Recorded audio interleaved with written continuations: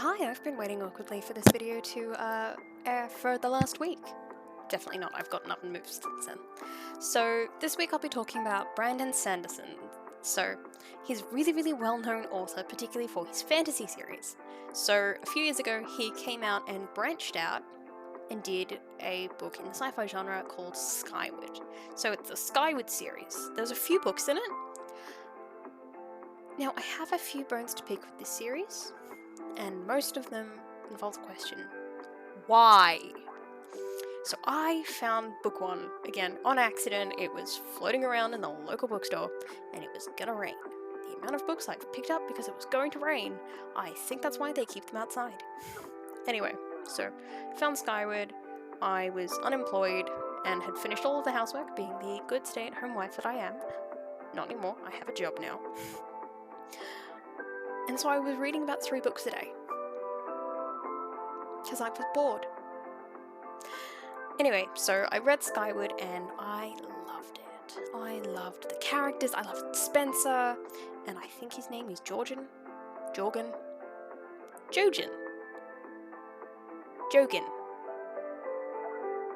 gonna call him George for the moment because I can't say his name. It's Jorgen, I believe. That would involve me being able to spell. Anyway, so I read book 1 and went, oh my god, this is great. Except, so they set it up really well. There was 2 characters. One of them couldn't speak English, common, human. Spoke a different dialect. She was human. Everyone's human. But she just didn't speak the same language as everyone else. It was clearly her second language, and it was well done from someone that doesn't speak another language, in my opinion.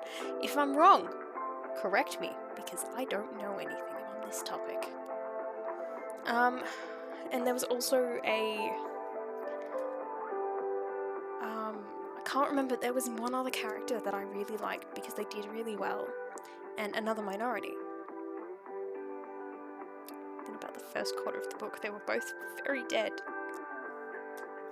And that was before any of the, proper flying happened. And so now you're left with, oh yeah, it was a color of character. Character of color. And so it was a character of color and a character that didn't speak the language. I thought that was done really well. And then they died.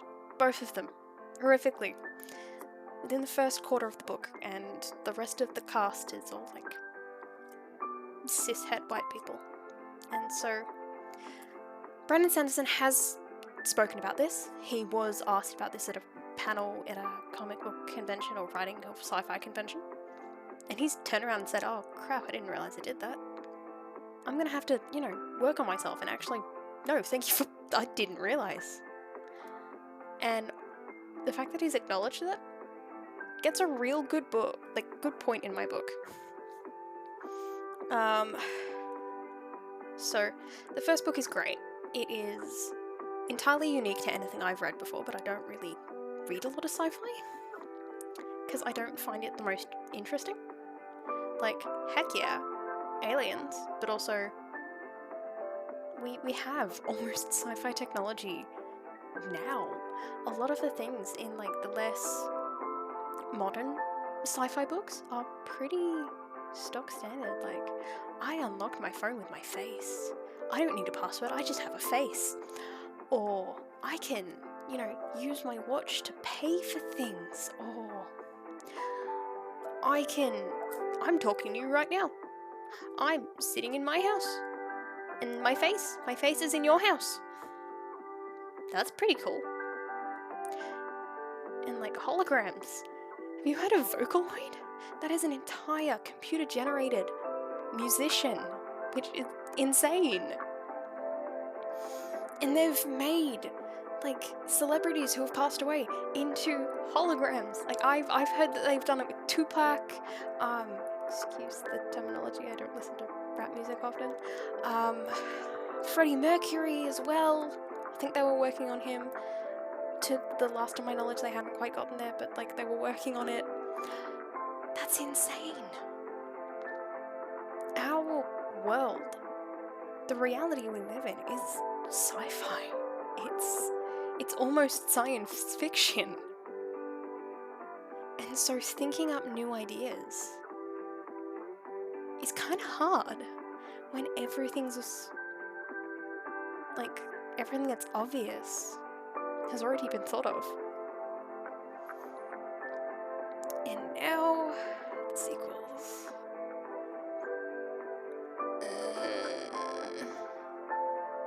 So you spend the entire first book getting really attached to this group of people. They're called the Skyward Flight. It's a group of fighter pilots that are called Skyward. And George's, I love this, George's call sign is Jerkface. Because he'd like, everyone gets to pick their own call sign. And usually they like run in the family if your parents are in the army or something. And your parents will give you your call sign, and that's what you tell your commander. Like, in the case of Spencer. But George's had been taken by the, last flight that had been recruited. And so everyone just calls him Jerkface. It's great. I thought it was very amusing, but then again, I am a child. So the next book, it's called Starsight, and then book 3 is called Cytonic. They also have a prequel that's like a little short story called Defending Elysium, which is like the name of the world. And none of them look at the characters again. They're all set in outer space. You never see Jerkface or Spencer's 2 girl boss friends that are kick-ass, mind you. One of them is like all sweet and cool, and then she kicks butt and like tears people new ones. It's great. I love her. If I could remember her name, I'd love her even more. But the start of Starsight is Spencer, an alien crash lands in a spaceship that looks exactly like Spencer's spaceship, give or take a few extra bits and pieces. And it's a alien with the same amount of limbs, similar height, similar size to Spencer, that is like similar enough that her spaceship can go, oh, okay, let's give you a hologram that makes it look like the person. Also, no one's ever seen her before, so they don't know what anyone of her species actually looks like, and they come from the farthest edge of the galaxy, and no one's met them before. She impersonates that, and has good 5 seconds to decide whether or not she's going to jump in her spaceship and fly randomly to an unknown part of the universe. But first, she must make out with Jerkface. Everything is so... Oh, by the way, that's not even the first chapter of the book. That is the first, 4 pages. Everything happens so quickly, there is no explanation of why anything has happened. And it's all just coincidence. It bugged me so much. It bothered me so hard. So hard. And so I got about halfway through the book and went, what is this excrement? This is the worst thing I've ever read. This is coincidences, and racist people, and murderers. No one is interesting. You've left all the people that are interesting back on Earth. And none of them are here. And suddenly it's all up to Spencer to save the world, despite her having a capable group of friends back on Earth. And so I look up the blurb for book 3. Nothing's happened in the entire last half of the book. The entire plot of Starsight is alien lands on Earth. Spencer decides to impersonate an alien and have travel to the intergalactic summit.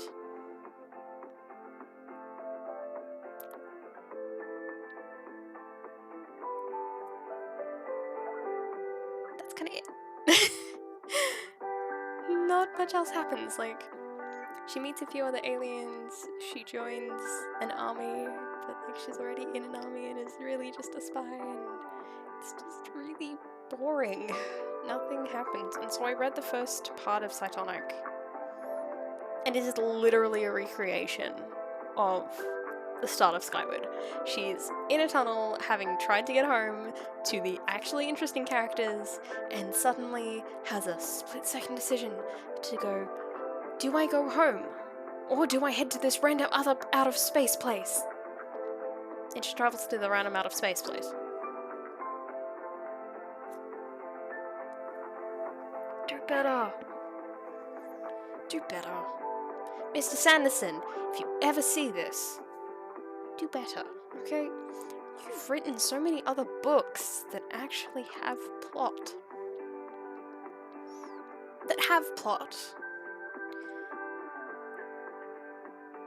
And my dead goldfish could write better than this.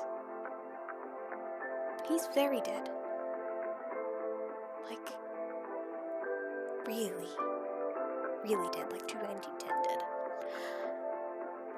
Anyway, so the entire series gets a 4 out of 10. However, book 1, Skyward, gets a 7 out of 10. Those 3 points were taken off for killing your minorities. Don't do that. Anyway, look, save yourself some trouble reading this one. Go check out his other books though. They're not that bad. I promise this is the worst it gets. Anyway, I'll see you next week. Bye.